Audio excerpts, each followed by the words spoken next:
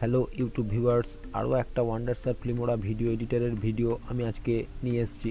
তা আজকে দেখব মোবাইলের দ্বারা রেকর্ড করা ভিডিওকে কিভাবে স্টেবিলাইজ করতে হবে। তার আগে জানাই, এই ভিডিওটার নিচের ডিসক্রিপশনে এই চ্যানেলের সমস্ত ভিডিও লিঙ্ক দেওয়া আছে, সেই লিঙ্কে ক্লিক করে এই চ্যানেলের সমস্ত ভিডিও দেখা যাবে। আর একটা অনুরোধ, ভিডিও ভালো লাগলে লাইক, কমেন্ট, সাবস্ক্রাইব করে আমার পাশে থাকবে।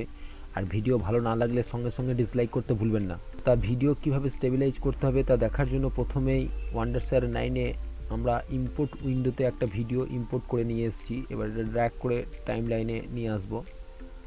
নিয়ে আসার পর একটা উইন্ডো ওপেন হবে। এখানে রেজলিউশন আর ফ্রেম রেট তার ব্যাপারে কীরকম ধরনের চাই সেটার জন্য একটা পপ আপ উইন্ডো ওপেন হচ্ছে। এবার এটা আমরা যেরকম ধরনের রেজলিউশন চাই সেটা সিলেক্ট করব। এবার ভিডিওটা প্লে করে দেখব যে প্রচণ্ড মোবাইলের দ্বারা রেকর্ড করার জন্য প্রচণ্ড হাতের নাড়াচাড়ার জন্য শেক হচ্ছে। এবার এই ভিডিওটাকে স্টেবিলাইজ করার জন্য ভিডিওটার উপরে রাইট ক্লিক করতে হবে।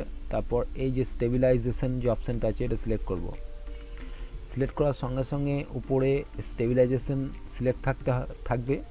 আর এই দিকে অ্যানালাইজ হচ্ছে যে কত স্টেবিলাইজেশন দরকার আছে ভিডিওটার উপরে।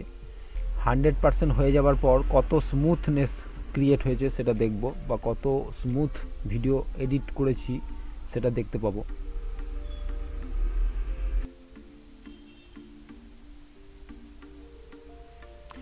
এবার 100% হয়ে গিয়েছে। এবার স্মুথ লেভেল আমরা এখান থেকে কন্ট্রোল করতে পারি। এখন একবার প্রথম থেকে আমরা প্লে করে দেখব আগের থেকে অনেক স্মুথনেস ভিডিওর মধ্যে দেখা যাচ্ছে। আগে যেমন এতটা নাড়াচাড়া হচ্ছিল সেই নাড়াচাড়াটা এখন এবার এটা স্মুথ লেভেল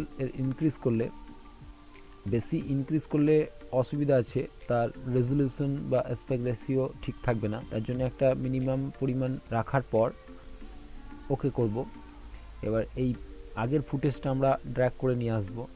এবার দুটো কম্পেয়ার করে আমরা দেখব যে কীরকম স্টেবিলাইজেশন ভিডিওর মধ্যে দেখা যাচ্ছে। দেখব এটা স্টেবিলাইজ করার পর ভিডিও ফুটেজ,